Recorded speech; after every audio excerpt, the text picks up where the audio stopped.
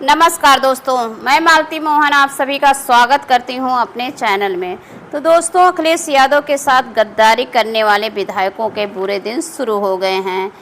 तो दोस्तों, पहले तो अखिलेश यादव से समय मांगा, माफ़ी मांगने के लिए, भैया जी मुझे माफ़ कर दो, मैं हाथ पकड़ लूँगा, हाथ पैर जोड़ लूँगा। इस तरह अखिलेश यादव के जो करीबी के थे उनसे संदेश दिया था। तब अखिलेश यादव जी ने साफ साफ मना कर दिया था कि उन्होंने कहा जो साथ में लेकर के ऐसे गद्दार को साथ में लेकर के आएगा, सबसे पहले मैं उसको बाहर करूँगा, उसके बाद उससे मैं समझूंगा।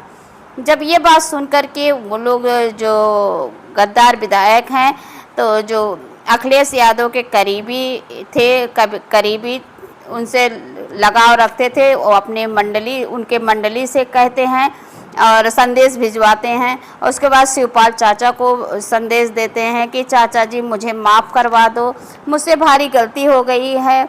लेकिन शिवपाल यादव जी ने साफ साफ मना कर दिए कि भतीजे के, वैसे तो भतीजे के मूड को जानते ही हैं, तो चाचा जी अच्छी तरह परिचित भी हैं। शिवपाल सिंह जानते हैं कि गद्दारी करने वालों का क्या सज़ा होनी चाहिए।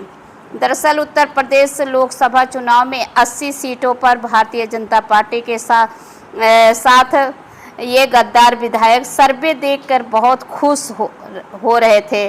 उत्तर प्रदेश में भाजपा की बम्पर सीट आएगी और हम कैबिनेट रैंक के मंत्री बनेंगे और बहुत मज़ा आएगी और बहुत भौकाल बनाएंगे। यही सब सोच करके ये लोग जैसे तैसे परिणाम आया तो सबसे पहले इन लोगों के मुंह के जो लाइट होती है, रौनक होती है, वो ख़त्म हो गई दोस्तों।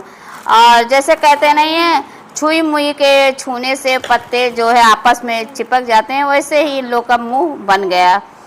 जब खबर आ रही थी कि जितने भी गद्दार विधायक हैं, महिला हों या पुरुष हों, लगातार डिम्पल यादव जी से मिलने के लिए, माफ़ी मांगने, अखिलेश यादव से माफ़ी करवाने के लिए उनसे लगातार संपर्क कर रहे हैं।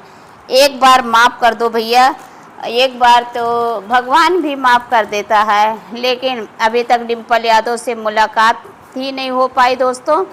तो आप ही बताइए, ऐसे लोगों को माफ़ कर देना चाहिए, ऐसे गद्दार लोग के साथ क्या करना चाहिए? आप लोग अपनी राय दीजिए कमेंट में। तो दूसरा मौका क्यों आए ऐसे विधायकों को, आप लोग अपनी राय दीजिए, क्योंकि वहाँ पर भारतीय जनता पार्टी जानती है हम इनको उपचुनाव में, चाहे विधानसभा चुनाव हो या इनको टिकट दे दिया तो अपनी सीट भी हारेंगे और मेरी बेइज्जती भी होगी दोस्तों। इसमें आप बताइएगा, आपकी जब पावर हो जाती है, तो जब किसी के साथ धोखा या गद्दारी होता है, फिर अचानक उसका पावर अपने से हाई हो जाता है, तब आप उसको पास क्या लेकर के जाएंगे? आप बताइएगा और अपनी राय दीजिएगा। क्या डिम्पल यादव को इनको माफ़ कर देना चाहिए? क्या अखिलेश यादव को माफ़ कर देना चाहिए? क्योंकि जो गद्दार होता है वो हमेशा अपने उल्लू सीधा करने में लगा रहता है दोस्तों। ये जिनकी सरकार होती है उसी के साथ चले जाते हैं। इनको अपने भला हो, जहाँ पर अपना भला जग भला, वही वाली बात हुई ना। भाजपा की सरकार रही तो भाजपा के साथ, बसपा की रही तो बसपा के साथ, कांग्रेस की सरकार रही तो कांग्रेस के साथ। गद्दारों का यही काम होता है दोस्तों, अपना काम बनता आगे आप जानते ही हैं दोस्तों। डिम्पल यादव को संदेश भिजवाया गया सूत्रों की तरफ से, तो खबर आई कि डिम्पल यादव से, चाहे वो पूजा पाल हों, महाराजी देवी हों और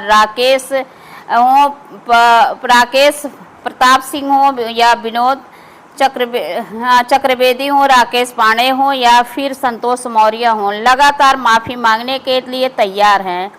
अब आप अपनी राय दें कि डिम्पल यादव जी को माफ़ कर देना चाहिए कि दरअसल इनको नहीं पता था कि भारी मिस्टेक हो जाएगी दोस्तों। और उत्तर प्रदेश में समाजवादी पार्टी की बड़ी भारी बढ़ जाएगी, मतलब पावर बढ़ जाएगी और अखिलेश यादव का जलवा उत्तर प्रदेश और या पूरे भारत के कोने कोने में हो रहा है। या महाराष्ट्र से लेकर दिल्ली तक, दिल्ली से लेकर कश्मीर तक और कश्मीर से लेकर कन्याकुमारी तक अखिलेश यादव छाए हुए हैं। अगर इनको पता होता तो कभी भारतीय जनता पार्टी में नहीं जाते। भले ही पैसों के लिए गए थे, मुकदमा ख़त्म करवाने के लिए गए थे। तो अब आप अपनी राय दीजिए दोस्तों, और इस वीडियो को ज़्यादा से ज़्यादा शेयर करिए। और चैनल में आप नए हैं तो चैनल को सब्सक्राइब ज़रूर करिए दोस्तों। गलती हुई तो उसे माफ़ करिएगा। धन्यवाद।